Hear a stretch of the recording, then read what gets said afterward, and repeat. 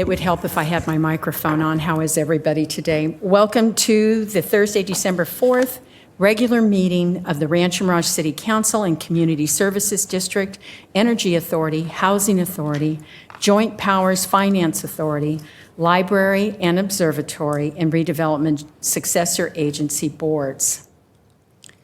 Madam Clerk, I'm sorry, I'm going to go right to the flag salute. I'm going to ask the Mayor Pro Tem to please say the pledge. Please join me in saluting our flag. I pledge allegiance to the flag of the United States of America and to the republic for which it stands, one nation, under God, indivisible, with liberty and justice for all. Thank you. Now, Madam Clerk, would you do roll call? Councilmember Downs? I'm here. Councilmember Fromberg-Edelstein? Here. Councilmember Weil? Here. Mayor Pro Tem O'Keefe? Here. Mayor Mulatto? Here. Council member comments and reports. I'll start to my left with Councilmember Eve Fromberg-Edelstein. No comments today, Madam Mayor. Thank you. Councilmember Weil. Thank you, Mayor.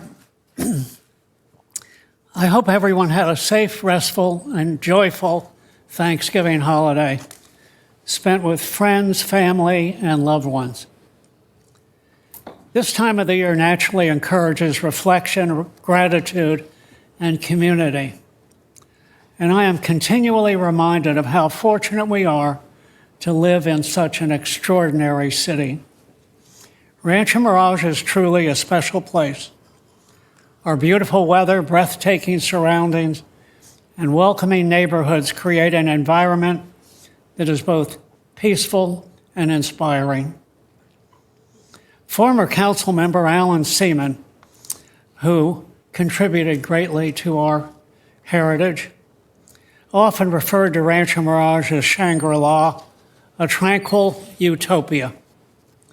That description has stayed with many of us because it captures the essence of what our city represents: a serene, well-kept community where residents can thrive and enjoy an exceptional quality of life.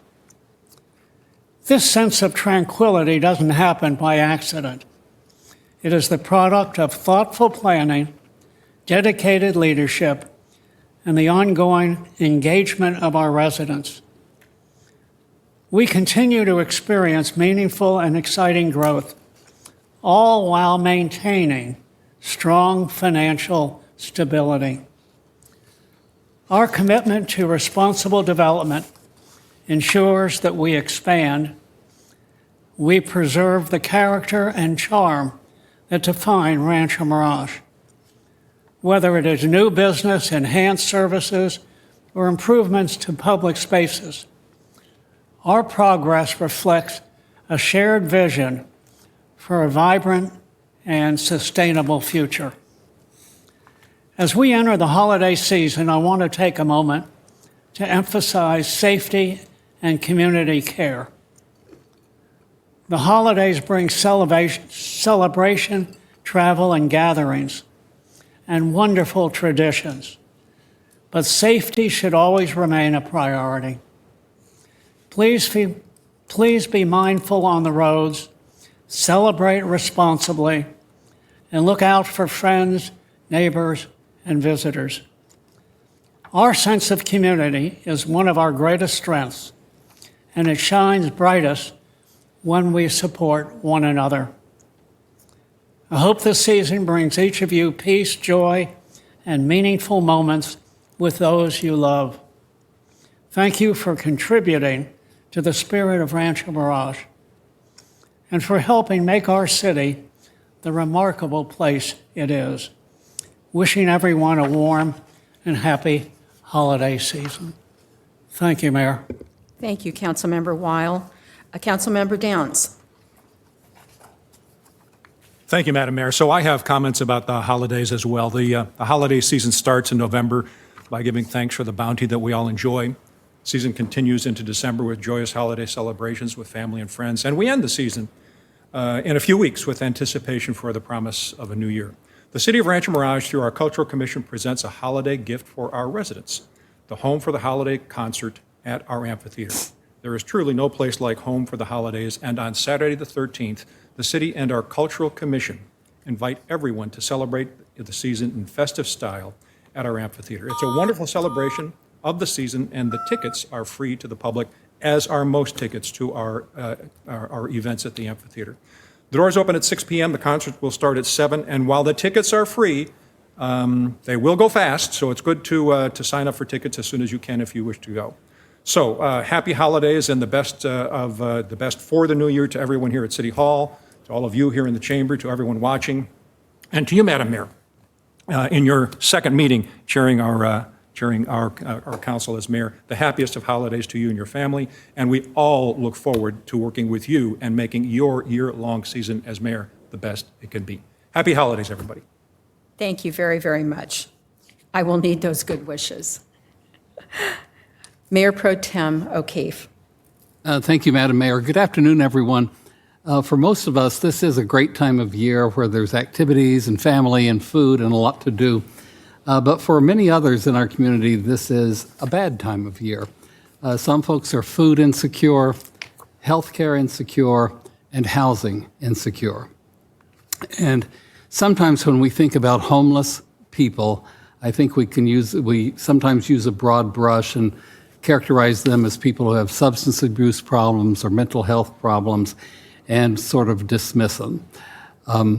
I represent our city on the CVAG Homelessness Commission, and I wanted to learn more about how the program works and how authorities help these folks. So 2 weeks ago, I went on a ride-along with a field trip to see firsthand how this program actually works, and I learned quite a bit. It's one thing to see data and statistics about homeless individuals. It's quite another thing to meet them and talk to them and hear their stories. Just like you and me, each has an individual story to tell, and they're not all the same. For example, I met a 72-year-old man who for years had owned his own company, and then he had a stroke and was hospitalized for over a month. During that time, he lost his ability to work, he lost his company eventually, lost his income, lost his home, and he was living in his car when the Housing First folks identified him as someone who might benefit from the program. He's not a drug addict, but had an unfortunate set of circumstances that led to his situation. There was also a young couple who had always struggled to make their ends meet, and their luck finally ran out. He has a learning disability. She had developed a problem with substance abuse, and eventually they became homeless. She's now in a rehab facility, and he is in an apartment provided by the Housing First program that allows him to get job training and to work to try to unite with his family. So this outreach team works with code enforcement and officers, and before they go to an encampment, they meet with everyone that's living in that encampment, offer them resources, and explain what their options are. This Housing First team rents apartments and hotel rooms for their clients, and since 2021, they've permanently housed more than 269 Coachella Valley residents. Each year, they place approximately 25% on the list of their homelessness census list. Now, in Rancho Mirage, we have a very low census of unhoused people. There were 4 in 2025, and one of them has been permanently housed, and the other 2 others are on pending permanent housing status. But this is a regional issue that cannot be addressed by just one city. So my message today is I wish all of you a very happy holiday season, but I hope that you'll take time to remember these folks who are disadvantaged or just fell on hard times. Many people are only 1 or 2 paychecks away from food insecurity, housing insecurity, healthcare insecurity. There are many charities in our valley that help these folks. I don't want to play favorites, so I'm not going to mention the charities, but please find one, and if you're able, help those people during this time of year so that we can all have an enjoyable holiday season. Thank you, Madam Mayor. Thank you. Thank you, Mayor Pro Tem O'Keefe. And you bring up some very realistic comments and situations with people that have fallen on hard times. And in addition to that, we're aware of working families that are homeless. The people didn't lose their jobs. It's just the cost of rent has escalated. So for instance, Coachella Valley Rescue Mission hosts several mothers with children. Those mothers are working full-time. So it's not just a categorical or a stereotypical, the person is a drug addict or has mental problems. These are a lot of the working poor that need a roof over their head. So thank you very much for those comments. One of the outside agencies that I sit on is the Sunline Transit. And we all know that our valley has grown exponentially over the last few years, especially during the COVID years. The organization does a comprehensive operational analysis every 6 years, and that time has come to find and determine what gaps are existing. They are familiar with certain gaps that are existing now. For instance, like there's no bus route from Date Palm Drive down Gerald Ford that can bring people from one city to the next. There's a few areas here, just specifically in Rancho Mirage, that they've identified, but this is going to be a regional analysis. Why is this important, especially to Rancho Mirage, as we embark in our affordable housing developments? Sunline will play a pivotal role in helping the working people get to their jobs, for seniors to get where they need to go, our veterans, students. So that Sunline will develop a route that will be involving those affordable housing developments. And it helps transport people getting back and forth where they need to be. This is a process that could take up to 15 months. Why does it take so long? Because they're going to be engaging the public. As soon as we have the date certain, and they're anticipating to begin the process of this comprehensive operational analysis within the next 10 to 12 days, Sunline will be promoting this and inviting the public to participate to help identify those gaps. And you can be part of the process. As soon as we have that information, our marketing department will be able to post it not only on our website, but we'll bring the information to you in the council meetings that are coming ahead. And also it will be posted on Sunline's website. With that, I'll move on to the next item, item number 3, city manager comments. None today, Madam Mayor. Thank you. Item number 4, consent calendar. I'm going to ask our city manager, Isaiah Hagerman, to review the consent calendar. The City Council has 7 items on its consent calendar for consideration. Items 4A through 4G. Item 4A is to waive the full reading of any ordinance introduced or adopted pursuant to this agenda. Item 4B is the November 20th, 2025 regular City Council meeting minutes. Item 4C is to receive and file the annual and 5-year development impact fee report.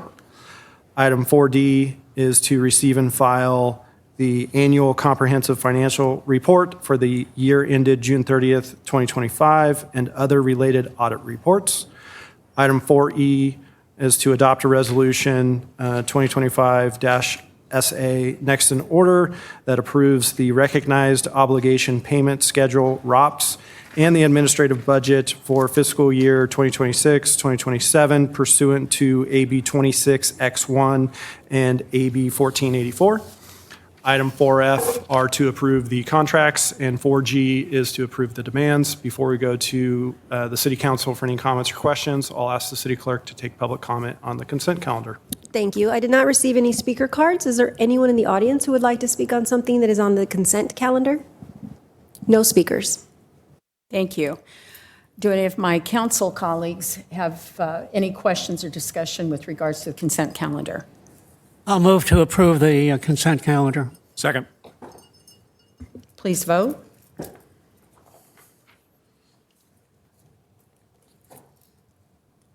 Motion carries 5-0.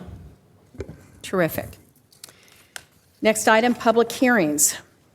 5A, continued from 11/20/2025 City Council meeting, environmental assessment case number EA 24-0009, minor variance case number VAR 24-0005, and tentative track map case number TTM 24-0003.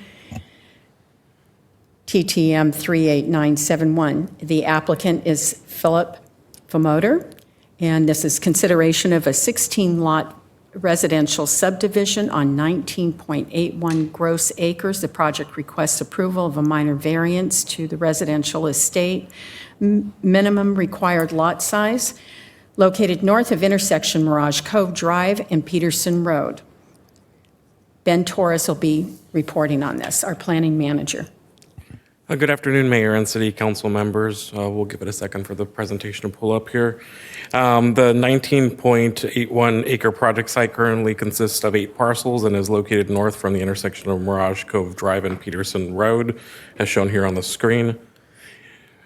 This item was first presented to the City Council on November 6, 2025, and the following are highlights of the changes made to the project based on public comments received. Firstly, Peterson Road, Nielsen Road, and Mirage Cove Drive east of Peterson Road will be classified from public to private streets. The previously proposed 46-foot wide right-of-way south of Lot 7 has been reduced to 15 feet for trail purposes only. All prior conditions related to curb and gutter have been removed for the proposed private streets. Condition of approval number 28 ensures that access to the Butler Abrams Trail is provided and that trails shown on the map are maintained by the formed association. Condition of approval number 29 has been added for existing public right-of-way and provides a mechanism for additional parcels and roadway sections to be annexed that are not part of the tentative track map. And lastly, condition of approval number 53 ensures that covenants, conditions, and restrictions are established for the maintenance of all private streets and common areas.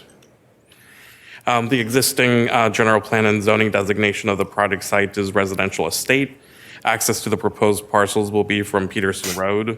The proposed project will subdivide the site into 16 single-family residential lots. The 2 yellow parcels are part of the minor variance request. The proposed single-family residential parcels will range in size from 0.97 acres to 1.55 acres. On screen is the first phase of the subdivision. The proposed subdivision complies with the city's development standards pertaining to minimum lot size, density, and dimensions for the residential estate zone with the proposed minor variance, and no single-family residence architectural plans or landscape plans are currently proposed as part of this project. The second phase of the project, which is the northern half of the site, will involve the subdivision and development of the remaining parcels, as shown here. A mitigated negative declaration based on environmental assessment case number EA 24-003 was prepared, and mitigation measures were recommended for biological resources and tribal cultural resources. And with that, staff recommends that the City Council, 1, approve the filing of a mitigated negative declaration, State Clearinghouse number 2025-070800, based on environmental assessment case number EA 24-0009, 2, approve minor variance case number 24-005, and 3, approve tentative track map case number TTM 24-0003, subject to the conditions of approval and based on the content and findings in the staff report. That concludes staff's presentation, and staff and the applicant are available to answer any questions. Thank you.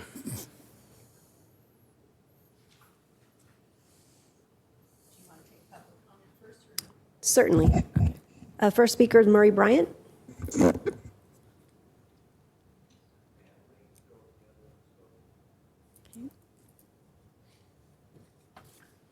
Vicki Peterson.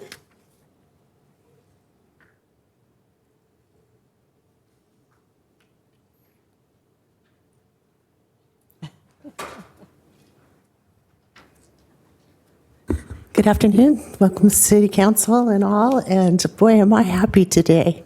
Thank you so much for listening to us.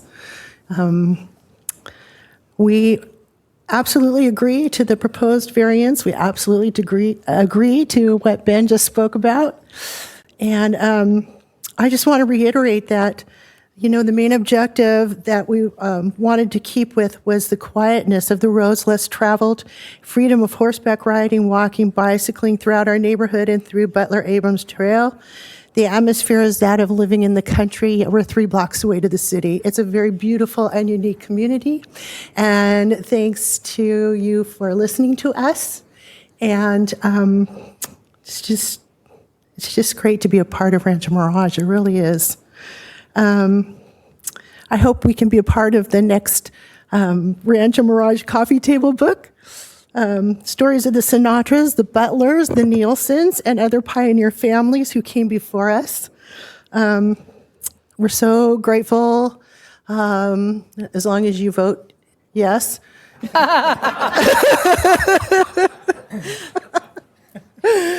That we're not going to have roads going through our community, because it really would have changed the entire atmosphere of all of it.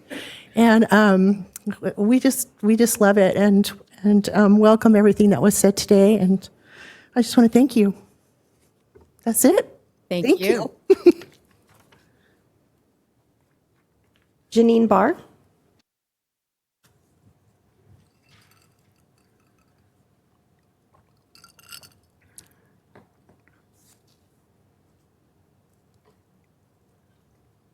Hi.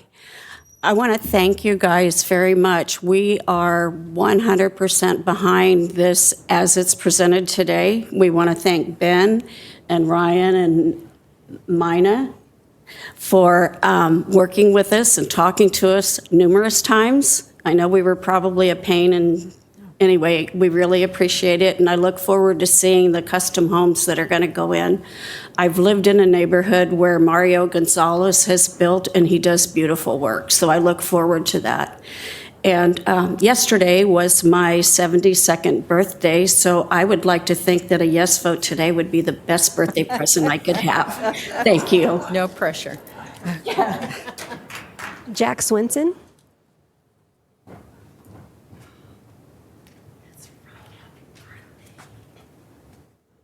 Mayor, City Council. Jack Swenson, 38590 Peterson Road. Again, I also agree that this is a good plan, and my wife and I approve of what you're doing. I'll just add one thing, and that is I'd like to make sure those tamarisk trees come down and we get a clean cleanup of the general area. And but the rest of it looks good to us, and we appreciate your time. Thank you. And Murray Bryant.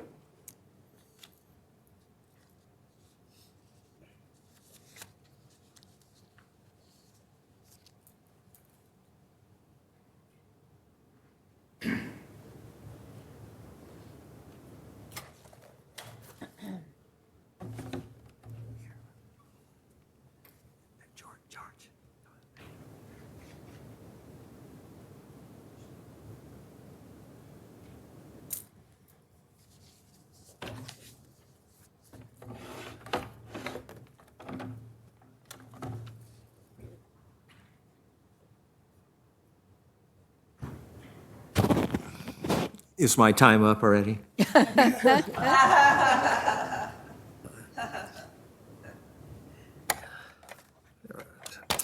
My name is Murray Bryant. For public disclosure, I am a City of Rancho Mirage Planning Commissioner.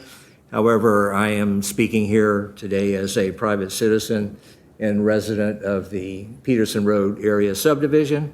In fact, my western property line shares a property line with the first half an acre parcel. Welcome, Lynn Mulatto as mayor, and Michael O'Keefe is mayor pro tem. At the November 20th council meeting, there was a changing of the guard and passing of the baton. In a moment, I'm going to make a comment about what Councilman Downs said about it. But first, I'm going to jettison a lot of things I was going to say. Mayor Pro Tem O'Keefe, I was touched by what you said. And it's true that so many people have needs. And I just want to, George, my helper, he has an extended family of about 30 people. And every Thanksgiving, I gave him money to his mother, and they have about 30 of them, and they prepare Thanksgiving meals. They did about 150, and then they go out and find homeless people under the overpasses and everything else and take full Thanksgiving meals to about 150 people. And so it reminds me of what Mother Teresa said, if you can't feed 100, feed one. And that means that every person, no matter what your circumstances are, you can do something for someone. And that is really what life is about. So thank you for saying that. That was very touching. And it's so true. We have so much, and we have so much to be thankful for, but so many people don't. And everybody needs to do something to help others. Also, at the November the 20th City Council meeting, Councilmember Downs gave a brief explanation of how the City of Rancho Mirage government works, which is relevant to today's agenda, and that's why I'm bringing it up. And I went back and listened to the video, and one of the points was the City Council members are elected at large, not by district. The mayor and mayor pro tem rotate, they're not elected, and also a very articulate explanation of why this works well for the City of Rancho Mirage, not saying it works for every city. But I do want to quote one of the things that Councilman Downs, you said. I hope I got it right. We do not have districts in the city. Every one of us on this dais is responsible for every square foot of the city. And my take on that is that this shared responsibility is why the council decisions are not made in a vacuum. They have cumulative long-term impacts, like this subdivision, for instance. Another thing I want to point out is the planning department. I believe so far this year, they prepared something north of 7,000 pages of information for the various hearings and council meetings. The planning department has to juggle federal, state, local ordinances, regulations, as well as have sensitivity and common sense.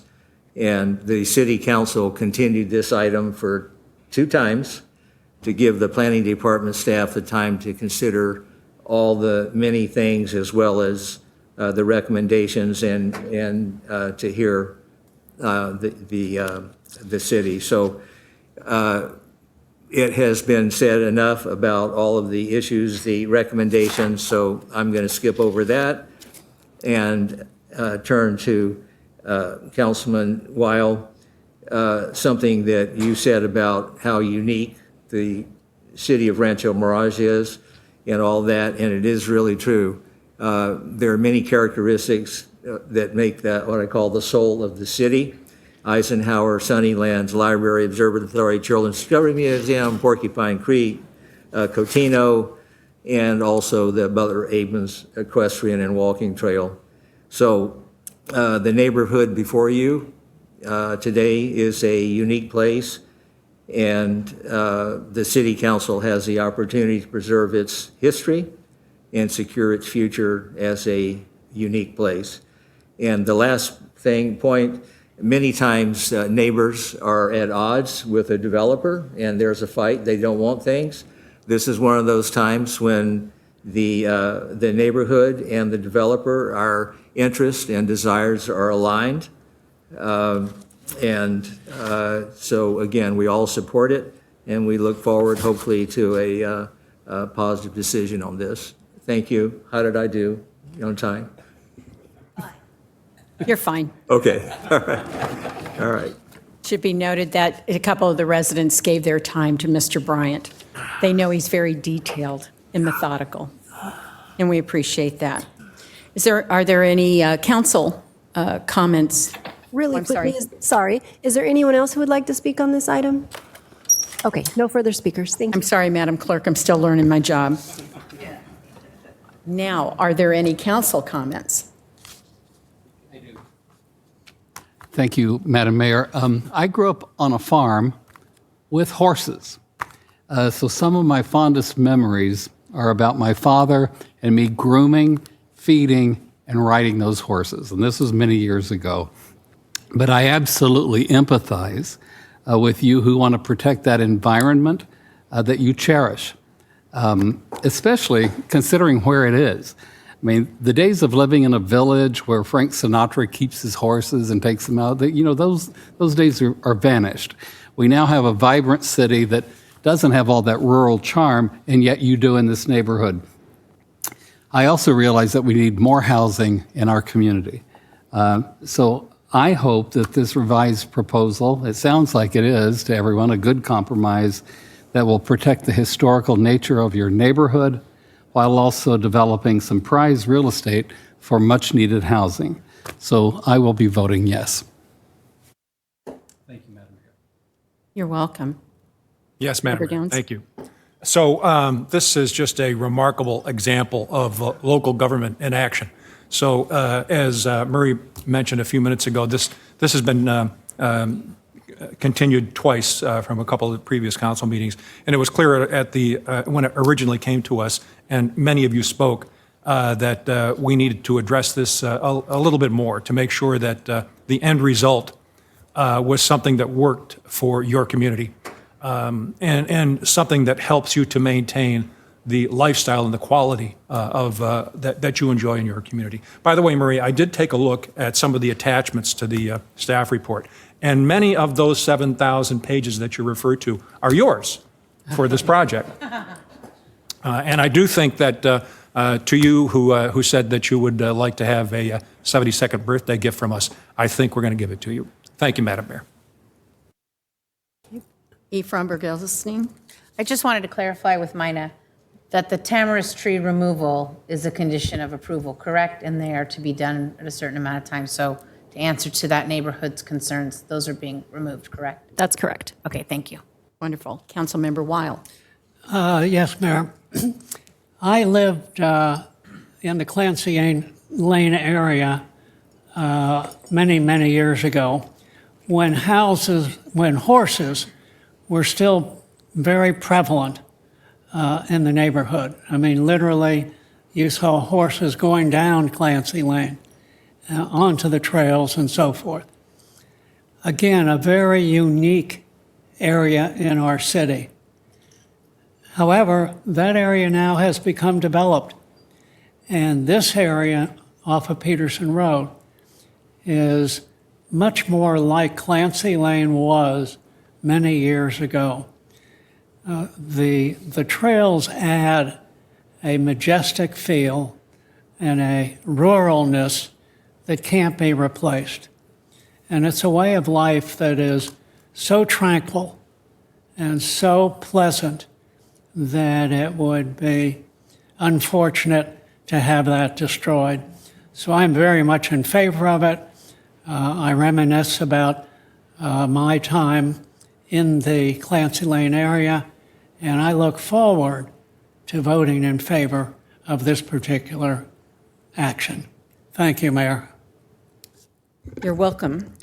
When I was a child, my father worked for Home Savings of America, and they had a duplex off of what's now is Mirage Cove. And this was decades ago. We came out here for Christmas to visit my godfather. There were horses. It was rural. I'm the oldest of a blended family of 9 kids. Did we have fun kicking up dust? We only had 5 kids at that time. It was at that time that I found an affinity with this community.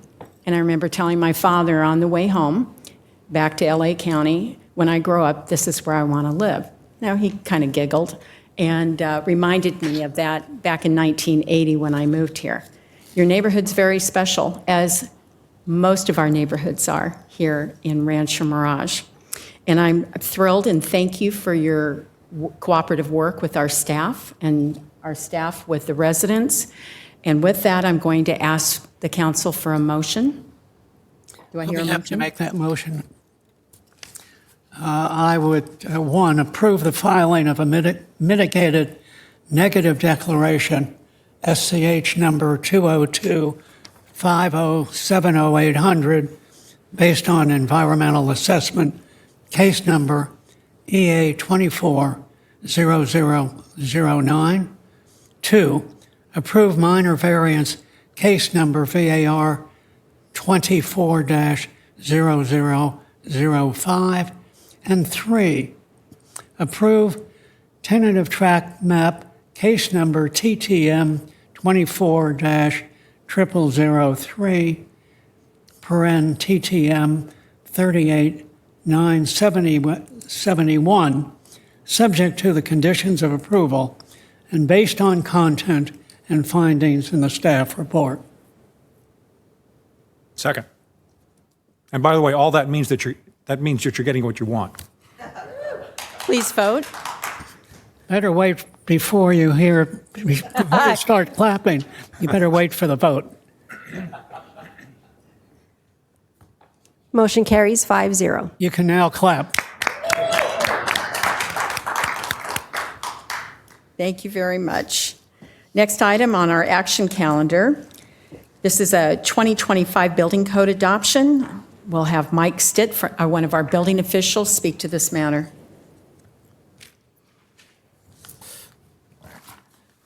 Good afternoon, Mayor and Council. Today's item concerns the required adoption of the California Building Standard Code, Title 24. The state updates building codes every 3 years, and local jurisdictions are mandated to adopt each new edition. This cycle contains no significant revisions, but adoption remains a statutory requirement. The new codes would take effect January 1st. Staff recommends approval of the ordinances presented in the staff report to adopt the 2025 building codes and amend the municipal code accordingly. This concludes my report. Staff is available for any questions council may have. And I did not receive any speaker cards. Is there anyone who would like to speak on this item? No speakers. All right. Are there any council comments? I do have a comment. Mike, you look pretty good in a suit and tie. Thank you. Are there any other comments? Mike really loves questions. Nobody has any questions for Mike? No, thank you. Okay. I'll make the motion that we approve action item 6A, the 2025 building code adoption as stated on the agenda and recommended in the staff report. I'll second.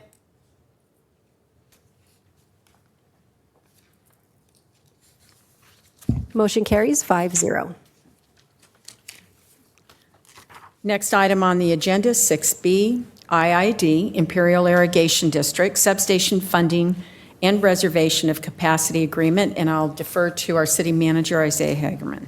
Thank you, Madam Mayor, members of the council. It's a good day to present this. As you know, through the past maybe year and a half, 2 years that this has been in the works, the city council has taken several actions to participate in this funding and capacity agreement. And so just a brief recap of why did we get into this and why is it important to the city of Rancho Mirage. So within Section 30, the city is serviced by IID, and due to rapid growth in the Coachella Valley, the substations are now at capacity. And so individual developers were running into a lack of capacity where they could not get power for their projects. And specifically, what the city of council was worried about is the 3 affordable housing projects that we approved in the service territory. Those 3 projects are slated to bring about 700 multifamily affordable units to Rancho Mirage. And without capacity, these projects would not be able to develop, and the cost to do so would have also prevented these projects from being able to be built. And so part of the council's desire and support of affordable housing within our community, we took this on as an initiative for those 3 projects to participate in this agreement. And then whatever is left over from this capacity, the city will use for its purposes for its park in the same vicinity. And then after that, if there's any capacity left after the city purpose for the park, for the public park, then we would work with individual developers and they would reimburse the city for the costs of participating in this agreement. So this is vitally important to those 3 affordable housing projects, and the planning department is in constant communication with them on the status of this. So it's been a long road to get here. We do have representatives from IID here in the room who have been great through this whole process. And a big thank you to IID for spearheading this and finding a creative way to overcome this significant challenge. Now, without their help, we would not be here today. Since the release of the staff report, one of the discussion items that was taking place with the board of IID was IID contributing financially to this project. And so with good news, IID board has approved a participation rate of 18%. So that's about $7.5 million. So the substation just got $7.5 million cheaper, which is fantastic. So thank you to IID and their board for all the effort and work that went in behind this. Now it sounds simple, right? Oh, it's not. It's extremely complicated, and Guillermo, who's here from IID, he's done a great job trying to explain how all this works to us laymen's, part of the reason it's taken so long. But it's kind of a nice example, in my opinion, of both governments and private development partners trying to work together to solve a very important issue within our community. And so this funding agreement that is attached to the staff report is the agreement that will facilitate the development of this substation. And within it, right, within my staff report, which now those numbers are a little old since IID is going to participate at 18%. So our share drops to about 5.6, 5.7 million, somewhere within that range, just quickly. This agreement governs how the relationship works and when we pay and at what points do we pay. So there's still some work to be done. Obviously, we have to order long lead time equipment, but this agreement governs that whole process. Now, the other item that staff is requesting is the ability for a contingency. And so one of the participants may or may not participate, and in the event that they don't, that current capacity can get reallocated to the current members. Now, when we started this process, it was a 100 megawatt substation.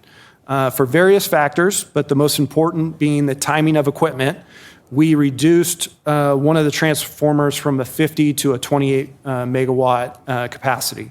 So everybody kind of had to take a haircut to still make this process work, but it was to our benefit because that means equipment in the ground faster, which means people get capacity faster. So as part of that process, the city of Rancho Mirage initially was on board for about 15 megawatts. Now we're down to 10 because of that haircut process. So this contingency, if the council wants to approve it, would allow me and the city attorney, if additional capacity becomes available, to modify our agreement and get back to our original desire of 15 megawatts. So essentially be able to add up to 5 megawatts, which is estimated at about $3.2 million. From a development standpoint, the incorporated cities, Rancho Mirage, Palm Desert, we have quite a bit of interest in these service territories within each of our jurisdictions. So I know the city of Palm Desert is also considering some additional capacity as well, but this would allow staff to get back to where we want to be and keep this process moving forward through the holiday season. With that, I'm happy to answer any questions. Before maybe we go to the council, I'll ask the city clerk to take public comment. Thank you. I did not receive any speaker cards for this item. Is there anyone in the audience who would like to speak? No speakers. Are there any comments from city council? Eve? I'd like to commend all the staff work and time that went into this. This is not an easy lift. This is incredibly important for that corridor, and it is an example of when the best work comes together and achieves the best outcome. So thank you to IID for their work, and I especially thank you to our city manager for his work on this. He made it a priority, and this is going to change the future of Rancho Mirage in a really positive way. So thank you again to our incredible staff for everything they do. Madam Mayor? Absolutely. So this is critically important for our affordable housing projects in that part of our city, as the city manager mentioned a few moments ago. No substation means no affordable housing. No affordable housing would mean we are not doing our job economically for this city. And as I've said any number of times, it's not only important for us economically to support our employers in this city to provide workforce housing, it's also just the right thing to do to provide affordable housing for our residents. So I'm delighted that this project is moving forward. Thank you, IID, for agreeing to participate financially in the project. We very much appreciate that. And I'm glad we got this job done. Thank you, Isaiah. Thank you to all the staff members who worked hard on this. This is a great project for our city. Thanks. Thanks, Madam Mayor. Thank you. Any further comments? Yes, Mayor. We were one of the very first cities to have our plan certified by the state. The state mandates a certain number of affordable units to be built within a given period of time. We submitted our plan, and as I say, we were one of the very first cities to have our plan certified. The approval today of this capacity allows us to meet that particular aspect, that we're fulfilling our commitment, that we are responding to the need, and that we can go ahead in what I consider one of the most critical areas of our city, which is providing affordable housing. So, Madam Mayor, I'm very pleased and thank everyone for their hard work, IID for the work you did, for showing the flexibility that's necessary to get these things done. It's a question of cooperation.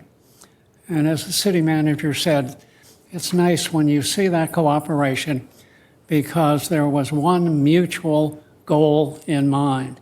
And that mutual goal was the achievement of getting this project done and, again, adjusting the capacity for the delivery of the power. So thank you very much, Madam Mayor. Thank you.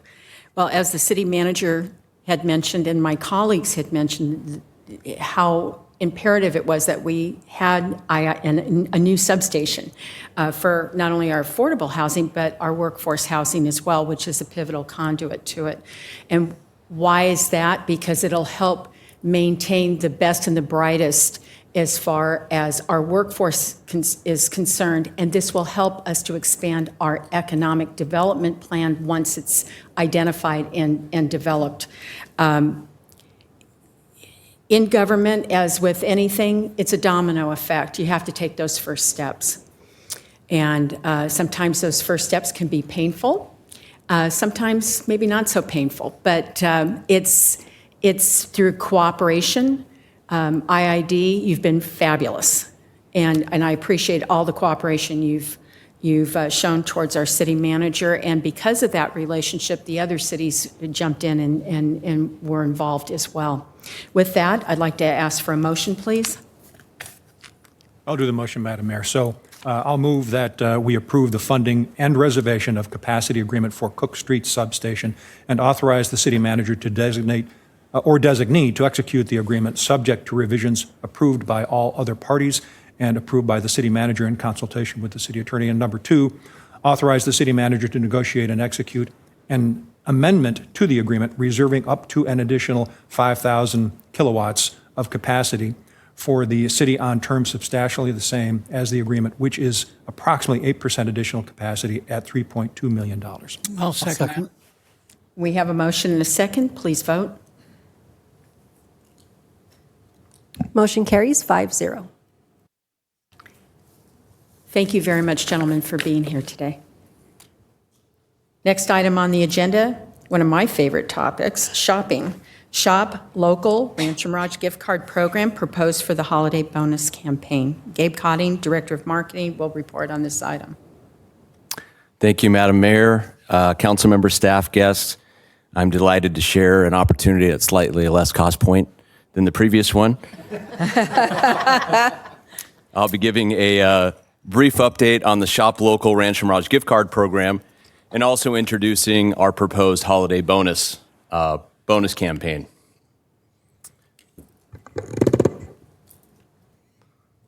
All right. Shop Local program launched in November of 2024 with a 50% bonus incentive approved by the council. Since then, the program has grown quickly and continues to perform extremely well. Here's where we stand today. Over $280,000 in gift cards have been issued in the past 12 months. More than 3,200 cards have been redeemed. And at this point, we have 69 local businesses participating with access to dining, retail, wellness, golf, and recreation. The digital platform makes the program easy for residents, visitors, and merchants, and it's become a reliable economic development tool for the city. Most of the spending happens in our restaurants, followed by health and wellness, and then retail businesses. This mirrors national trends and highlights how effective this program is as supporting locally owned dining establishments. Approximately 40 dining and dessert locations are currently participating. A big enhancement rolled out earlier this year with the tap to pay function. Cards can now be added directly to digital wallets via your Apple or your Google platforms, giving customers a faster, more modern checkout experience. This update continues to boost ease of use and overall participation. The platform is also advocating with the MasterCard platform for partial authorization, which would allow the amount left on a Shop Local card to be subtracted from the total and remaining balance be paid with a different form of payment. And we're told that should be coming in the coming months. We've run several successful bonus programs so far, including last year when we launched the program, we did a holiday bonus. We partnered with the Visit Greater Palm Springs Restaurant Week in May of 2025. And then our last bonus was the Rancho Mirage Chamber of Commerce Taste of Summer Rancho Mirage, and that was in July. Each promotion used up its bonus funds quickly and drove strong activity into local businesses at key business periods of the market. Today, we're proposing a new holiday bonus program starting tomorrow, that would launch tomorrow and run through February 17th. The structure is the same as past programs, a 50% bonus on your purchase. So as you see on the top of this slide, if you bought a $50 card, you're going to get a $25 bonus card. That bonus card, the $50 card you buy, doesn't expire. The bonus card goes through February 17th, and you can buy all the way up to $500. This campaign would carry us through the holiday season, Valentine's Day, and the President's Day weekend, some of the busiest shopping and dining periods of the year. The program will do a soft opening tomorrow, Friday, and a full public launch on Monday, the 8th. This program continues to be one of our most flexible and effective tools for supporting the local economy. It keeps dollars in Rancho Mirage, helps small businesses thrive, and gives us the ability to launch targeted incentives throughout the year. Shop Local program has proven to be highly successful, and the proposed holiday bonus campaign builds directly on that momentum. Staff recommends approval as presented, and thank you, and I'm happy to answer any questions. No speaker cards were received for this item. Is there anyone in the audience who would like to speak? No speakers. Do we have any council comments? I'd like to make one. I love this program for a really simple reason, not only because of obviously the economic stimulus, but if you looked at those sets of logos, that is a lot of mom and pop small business. And that really is a backbone of what is Rancho Mirage business and economic development. And if those businesses even feel an inch of this at the holidays or during these holiday weekends, it's done its job. And I think when you look at our chamber members and talking to Katie and the staff, this is so important to bring people to those restaurants. Personally, my family lives on pokey from these cards, so thank you for that. I don't have to cook because of those cards, but I do think that, all jokes aside, it is so valuable for the small business owners that we have in this community and keeping them going when times are harder than ever. So I love this program for that reason. Well, I received 3 emails from residents, one of which has called me twice to make sure that I voted yes on this item. They want to start spending ASAP. So Did my husband call you again? no. I didn't answer the phone. May I have a motion, please? I'll make the motion to approve the implementation of the small local Rancho Mirage gift card holiday bonus program running from Friday, December 5th through Tuesday, 2025. You guys really think I need a microphone? December 5th, 2025 through Tuesday, February 17th, 2026, with the program utilizing a $50,000 bonus fund to offer a 50% matching incentive on gift card purchases. I'll second.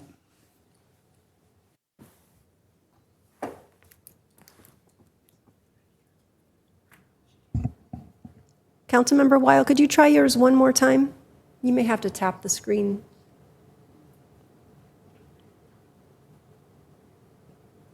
And motion carries 5-0. Thank you. Next item on the agenda is non-agenda public comments. It's an opportunity for the public to speak on issues not on the agenda for a maximum of 3 minutes per speaker. Madam Clerk? First speaker is Susan Ragsdale.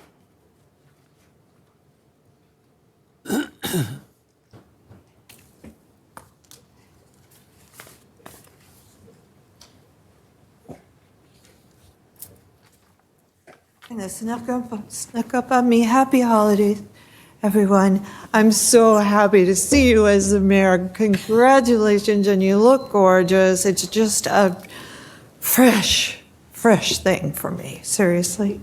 I want to share with you, first off, yesterday I got a U-Haul truck and a great guy named Eddie the Mover who moved me out of my DH place where I was living next door to a cocaine dealer and addict. That was really not a very pleasant experience since August 1st.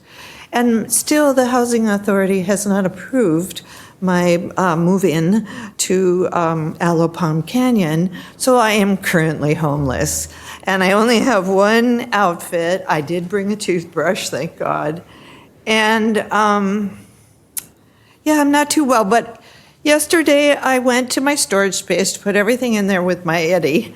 He was delightful. And I wanted to show you, this is a painting I did in 1991. I did it because I had a greeting card company, and this is the Christmas card. This is actually my last sample. This is an oil painting on linen. And this, I was 39. This totally reflects my consciousness. You know, I'm like a child. I like little cute, I have rag dolls and things, and I set them up. Anyway, the rat chewed here, a rat in my storage.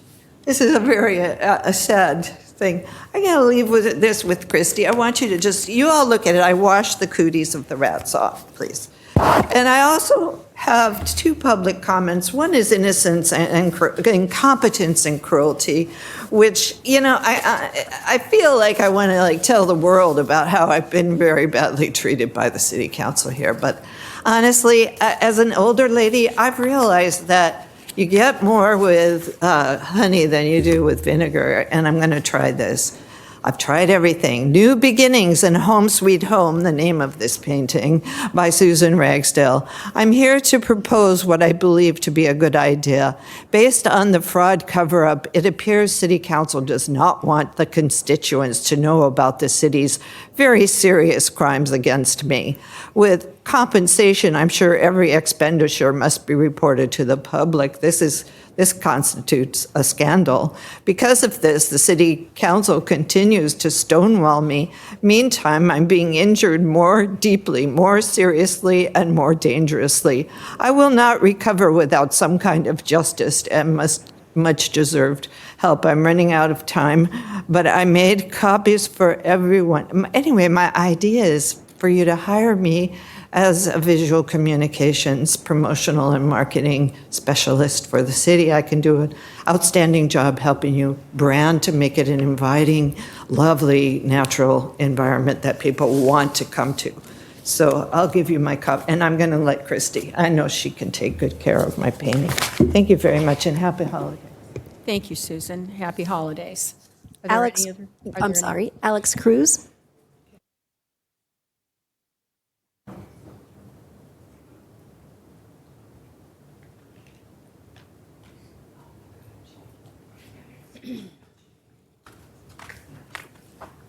Okay, good afternoon. Hello, my name is Alex, and today I want to talk about traffic safety and public transportation because cars are one of the leading causes of the heat rising in our valley, and they cause many preventable deaths here in our valley.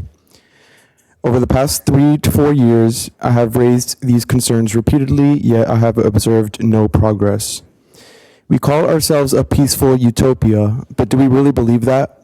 There are a few spots, sure, but most places all I see are highways and speeding cars, keeping us from being a true paradise. Do utopias have high-speeding vehicles and parking lots everywhere? No. In fact, utopias are notoriously known to put public transit first, like monorails and only a few small cars. These 2-ton metal boxes on wheels are ruining the city. The locations where fatalities have occurred cannot remain in their current state. This will not be their final designs.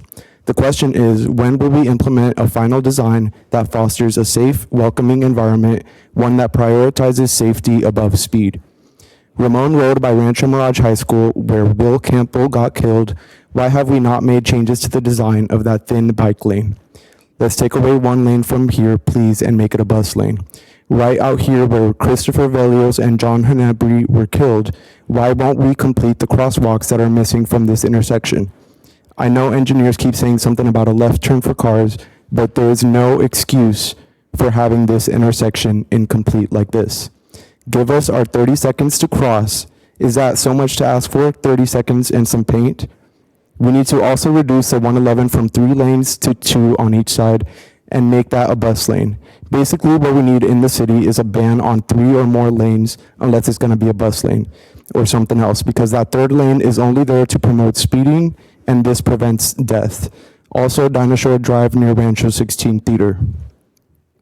We are practically forcing people to drive, including the much older residents that should not be driving, and that is crazy. Also, the fact that we are built so car-centric is one of the reasons why the River Shopping Mall is failing.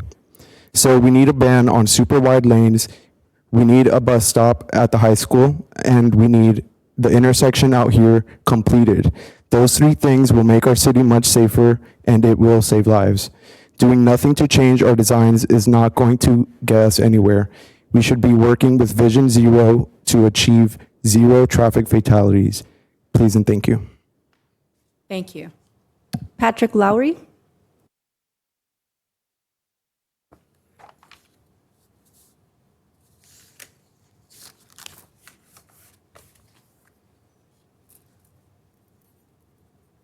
Well, which do you choose, old farts or young people? I endorse young people 100%. What I don't endorse is, well, let's start it better this way. I absolutely oppose, with great passion, a system where we don't get to elect our council persons. 4 of you are unelected originally. Only 1 here is elected. I want to see a mayor elected as a mayor. And I'll make a point to you, Ms. Mulatto. What should I say? I like you, you're great, you're wonderful, great. You didn't give to us, when you were appointed, what's your vision? Wasn't appointed. Well. You mean it's sworn in? Sworn in. Good. You didn't give your vision for your year. What do you want to accomplish? What are your goals? What would you like to see happen? If we had a mayor elected, we'd have that. We'd know what we had as a community. Now, the other thing I oppose is this $2 million to Eisenhower. I oppose this with great passion. Have you had a chance to read the Loftus paper on how that finally got settled? Loftus is going to get nearly $6 million from Eisenhower for the way he was treated. It's a terrible, terrible writing of what took place inside that hospital. They have a lot of money. Why did you give them $2 million? For a child care center? Let them do that. The court said, and this is really the irony of things, or the funny parts, that Eisenhower argued, if you make us pay this fellow nearly $6 million, we won't have good patient care. Yet when you read the documents, they got nailed for poor patient care.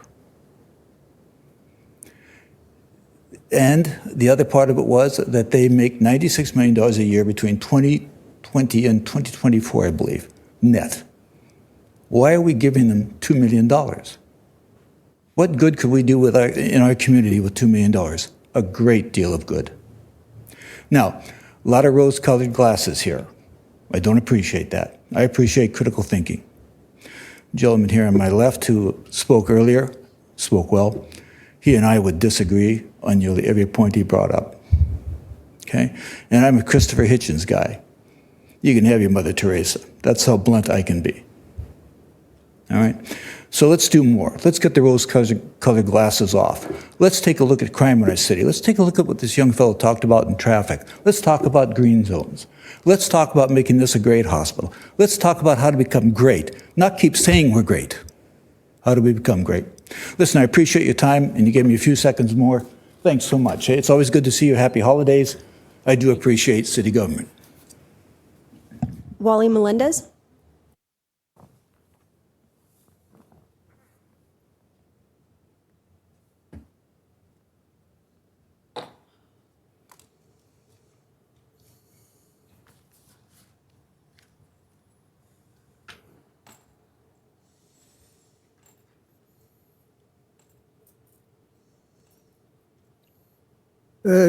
Good afternoon, everybody.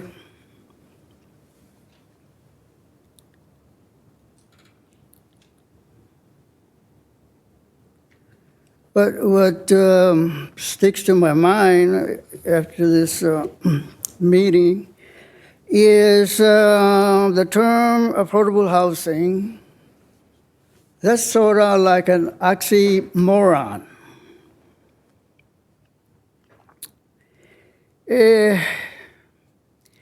When the government, including local government, well, especially local government, realizes that housing, that so-called affordable housing, is built by private contractors. That built for billionaires. So the people renting those units end up making the billionaires more richer. Aside from that, this month, December, is a very good month because the articles of impeachment are going to be presented to the House of Representatives. So Mr. Trump is going to get impeached, and then that impeachment goes to the Senate of the Congress. And it's going to be in the hands of the Senate. There's a lot of maggot Republicans there. The House has the votes, but the Senate is up in the air, sorta. But I believe Trump is going to get impeached and removed before the year is out. Thank God. So getting back to affordable housing for people, as they say, that live on Social Security, were never very successful. A town like this, the so-called Great Rancho Mirage, needs unions, labor unions. That's the only way that poor people are going to get ahead. We need labor unions in Rancho Mirage. That was the last speaker card. Is there anyone else who would like to speak on something that is not on the agenda? That was the last speaker. Thank you, Madam Clerk. Next item is closed session. I'll defer to our city attorney, Colin Kirkpatrick. Thank you, Mayor. We'll be convening in a closed session for the two items listed before you, listed as 8A, conference with legal counsel existing litigation pursuant to Government Code Section 54956.9D1, case name Ricky Martinez v. City of Rancho Mirage, case number CVPS 2503449, and the second item, conference with legal counsel existing litigation pursuant to Government Code Section 54956.9D1, case name unspecified since disclosure may jeopardize existing settlement negotiations. We will now recess to closed session.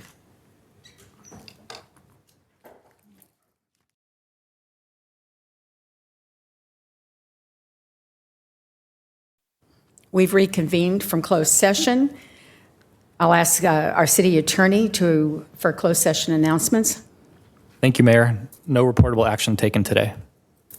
With that, we are adjourned.